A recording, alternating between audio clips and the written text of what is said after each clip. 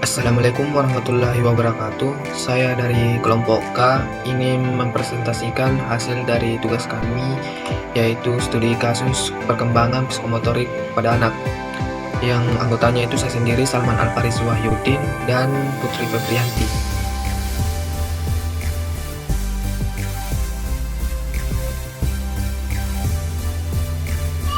Pengertian perkembangan psikomotorik menurut Syahrin Arikunto.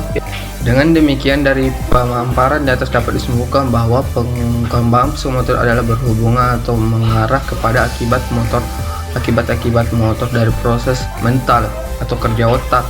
Sedangkan menurut Elizabeth Beholok, penjelasan kesimpulan tadi yang dimaksud dengan perkembangan psikomotor adalah perkembangan kepribadian manusia yang berhubungan dengan gerakan jasmani dan psikomotor akibat adanya dorongan dari pemikiran dan kemauan dalam diri seseorang.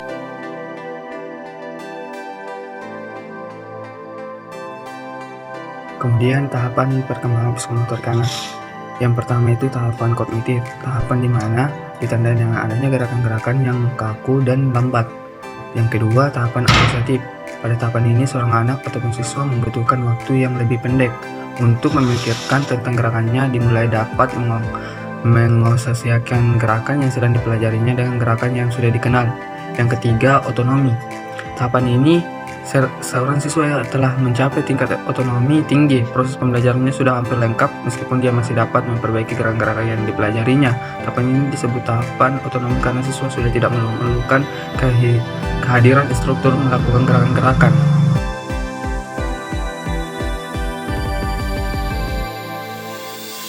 Yang karakteristik perkembangan psikomotor anak. Yang pertama itu perkembangan pada masa kanak-kanak ditandai oleh beberapa hal. Misalnya, dapat melompat 15-24 inci, dapat menaiki tangga tanpa bantuan seseorang, dan dapat bercingkrang. Semakin lama mereka bisa mengontrol tindakan mereka. Untuk perkembangan berikutnya, mereka bisa makan, mandi, pakaian sendiri, membantu orang lain, menulis, menggambar, dan lain-lain.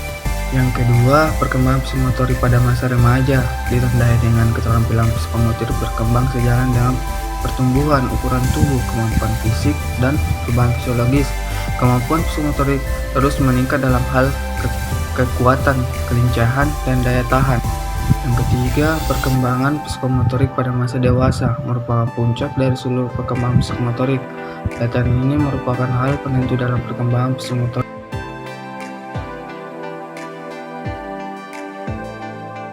Kemudian faktor-faktor yang mempengaruhi perkembangan psikomotorik anak.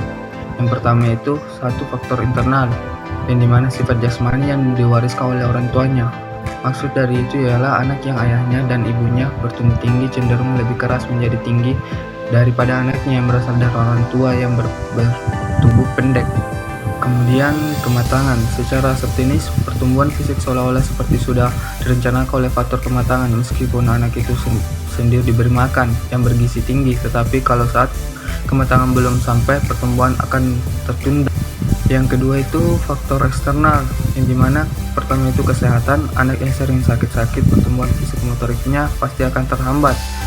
Yang kedua itu makanan, yang dimana anak yang kurang gizi pertumbuhannya akan terlambat, sebaliknya yang cukup gizi pertumbuhannya pesat. Kemudian simulasi lingkungan, dimana individu yang tubuhnya sering dilatih untuk meningkatkan percepatan pertumbuhannya akan berbeda dengan yang tidak pernah mendapat latihan sama sekali.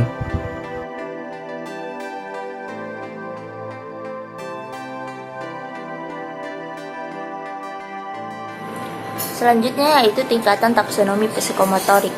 Menurut DF pada tahun 1967 membaginya dalam 5 tingkatan atau dalam 5 jenjang. Yang pertama itu peniruan, adalah mengamati perilaku dan pola seseorang setelah orang lain melakukan hal tersebut. Yang kedua adalah penggunaan atau manipulasi, adalah mampu melakukan tindakan tertentu dengan mengikuti instruksi dan berlatih. Yang ketiga itu ketepatan, adalah mengulangi pengalaman serupa agar menuju perubahan yang lebih baik. Yang keempat itu perangkaian atau artikulasi, adalah koordinasi serangkaian tindakan mencapai keselarasan dan konsistensi internal. Yang kelima itu naturalisasi, setelah kinerja tingkat tinggi menjadi alami tanpa perlu berpikir banyak tentang hal itu. Selanjutnya kami akan membahas sebuah penelitian atau studi kasus yang kami ambil dari jurnal Perkembangan Psikomotorik Peserta Didik di Kota Metro.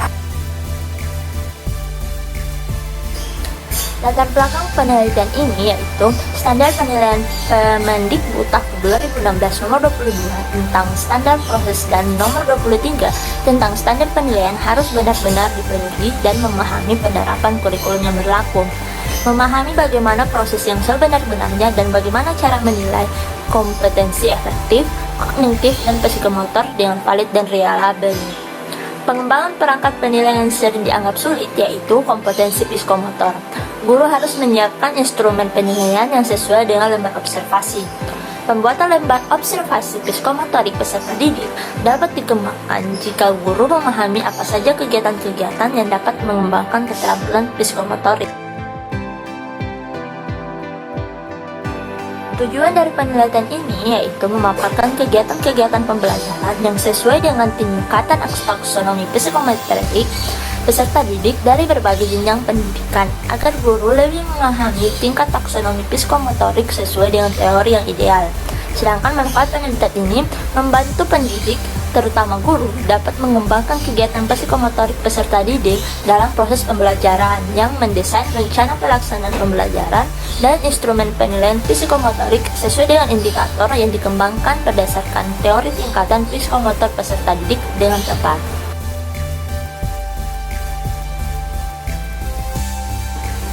Dari metode penelitian ini menggunakan metode kualitatif dengan subjek penelitian yang terdiri dari beberapa sampel peserta didik jenjang TK, SD, SMP, dan SMA yang ada di Kota Metro.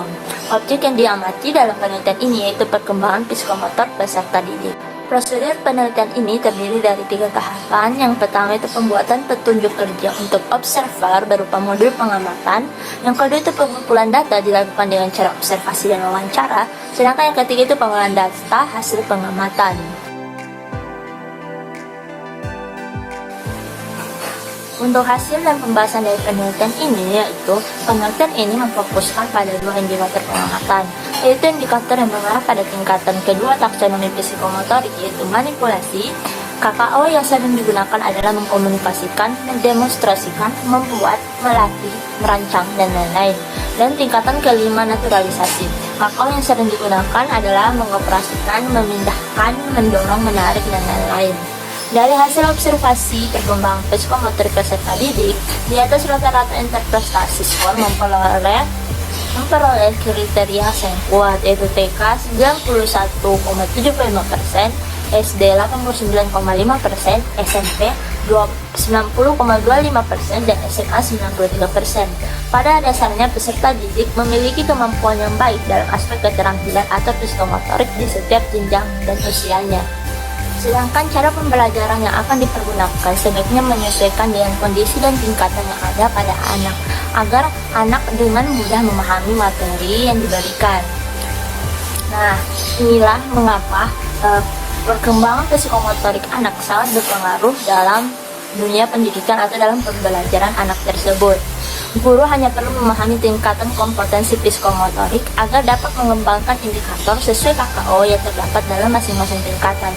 Setelah itu, guru juga harus dapat memilih metode-metode pelajaran yang tepat agar kompetensi psikomotor peserta didik dapat berkembang dengan baik. Baik, cukup sekian dari kelompok kami. Terima kasih atas perhatiannya. Wassalamualaikum warahmatullahi wabarakatuh.